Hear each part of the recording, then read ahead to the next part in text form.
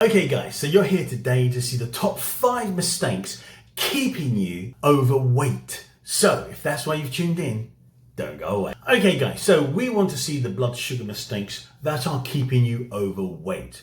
Now, we understand that obviously blood sugar is a fantastic understanding and usually goes hand in hand with people who are overweight, obese, or have any issue with obviously storage, with a lot of fat on their body. Now, when it comes down to your blood sugar, you understand that yes, this is causing a whole host of problems for your health. And again, obviously causing spikes or issues where again, you're going to not be able to lose effectively weight. And to get onto burning fat, you need to make sure you have a beneficial blood sugar.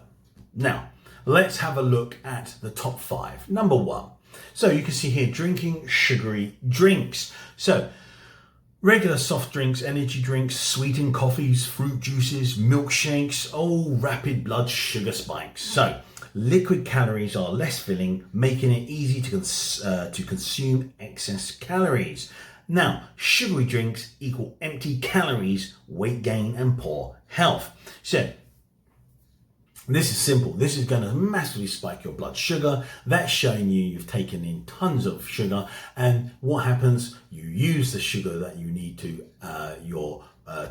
to function, and then what happens is you store all the rest turned in your liver into fat. So that's why it's a massive mistake. You've spiked your blood sugar. You've absolutely gone out and stored tons of glucose. You've taken it into your cells, and then tons of excess glucose not needed has been turned into fat. Now, the biggest point here is you understand that you're going to have a weight gain, your blood sugar spikes, low energy, insulin resistance can obviously occur, and high risk of disease. Now, these are some of the worst because you're literally drinking a gigantic amount of sugar in a liquid form.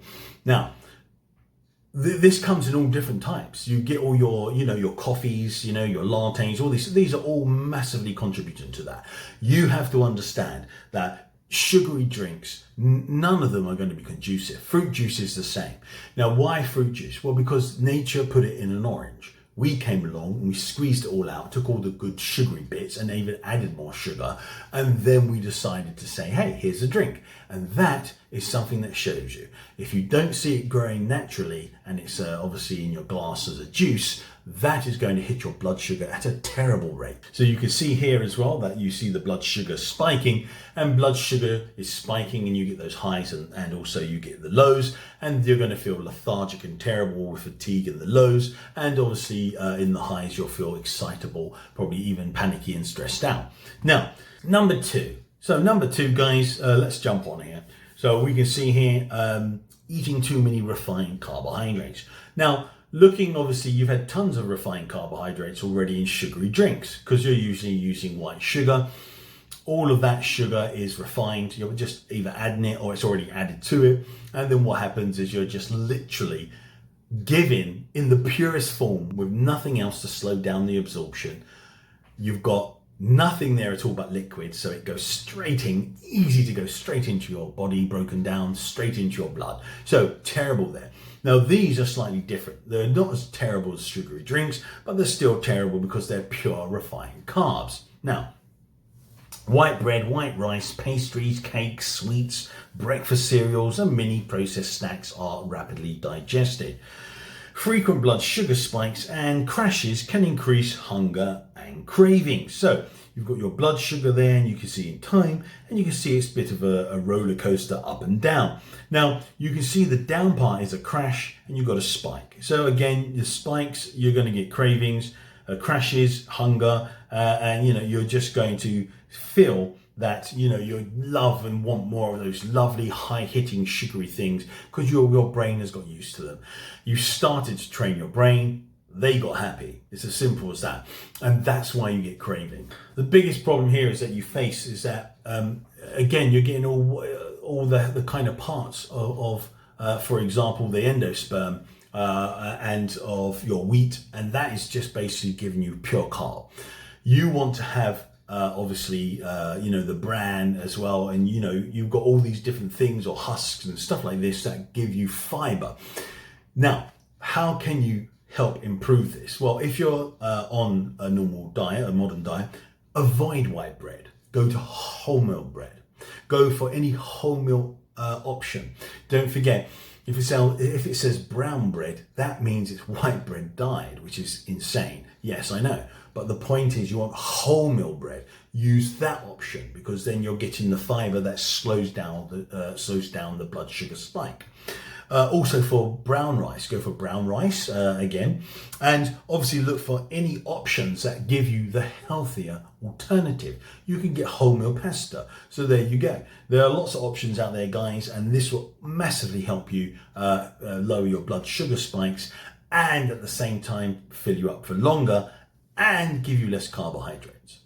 So here we go. Number 3, constant snacking throughout the day. So grazing on biscuits, crisps, sweets, or sugary snacks keeps blood sugar and insulin elevated more often. So this can make it harder for some people to regulate appetite. So grazing keeps your blood sugar on a roller coaster. So you can see here you've got your breakfast and a snack, and your lunch and a snack, then another snack, then dinner and a snack and snack, and it's not ever trying to start ever leveling out.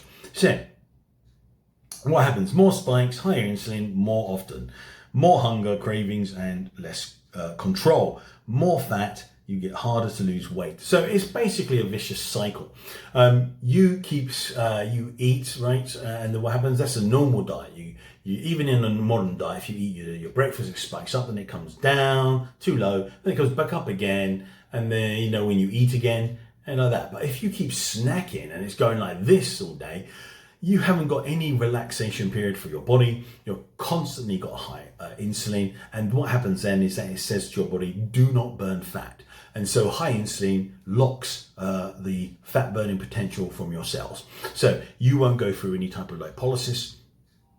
You won't be able to access your fat, and then that way you will remain just getting more and more carbohydrates, and at the same time no fat burning, which leads to weight gain, and then it's a vicious cycle, because then you eat and then the weight gain, your usual visceral fat comes on your belly, and that compounds and adds even signaling and problems, inflammation, and that all then compounds even more, and as things get worse you get fatter and more visceral fat, and again there you go, you end up with a large belly. Okay guys, so and you'll always feel hungry. This is the main point that you have to deal with, especially when it comes to sugar and refined carbs. Okay guys, number 4. So here we go, not eating enough protein and fiber. So meals low in protein and fiber are often less satisfying. So protein and fiber help slow digestion, improve fullness, and reduce large blood sugar swings. So protein and fiber equals steady energy and fullness. So low protein plus low fiber, spikes and crashes with more hunger and cravings. And then you can see high protein plus high fiber, steady energy, more full. So low protein and low fiber, less satisfying, more hunger later. Yes, there you go. You've got your donuts, your muffins, your all white refined carbs there. You've got high protein and high fiber, more satisfying, fuller for longer, steady energy, less cravings, and healthy weight. So the idea here, guys, is very simple.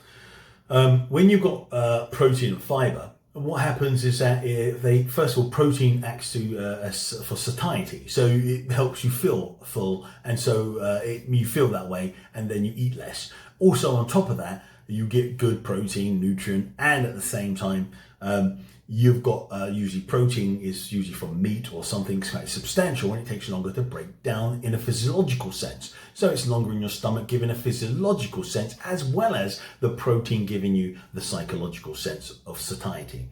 Now, fiber is the same, it bulks you out, gives you that same feeling, but because you've got all of these, and a lot of them, usually it lowers the carbohydrates in the food. Also, at the same time, when you come to digest them and then absorb them, it helps slow down absorption massively. So again, you've got these protein and fiber, and so if you've got them, you slow down, you get a trickle of carbs, you're sorted. Okay guys, number 5. So we have number 5 here, guys, and what we can see is being physically inactive. So muscles use glucose for energy. Regular walking, resistance training, and exercise improve insulin sensitivity. helping your body regulate blood sugar more effectively. So you can see inactive here on the graph and active. It's obviously you've got walking, resistance training, cardio, better results. Now, the main idea here is that you're using your muscles. And if you do a lot of activity, actually your muscles will find better pathways, such as your GLUT4, to be able to take glucose from the blood and into the cells. So what happens is you become more efficient at using it and lower your blood sugar. Now, the whole idea is that the activity has a massive compounding effect of lots of healthy parts and conducive for your health. So the main key takeaway here is that you are going to get healthier with loads of other things, not just for understanding improving your blood sugar. So you can massively take out a lot more glucose, your blood sugar improves, insulin goes down, everything improves. So the main idea there is that you're avoiding, again, inflammation, you're avoiding lots of problems with your body, you're not spiking, going out of homeostasis, and all of these things that keep you healthy and conducive for, obviously, a better life. Now, that's basically the final one there, guys. If you can master those and you get rid of them, or you start doing, obviously, good things to counter them, you are going to have a better blood sugar, and that leads to lower insulin, and that leads to a much healthier body.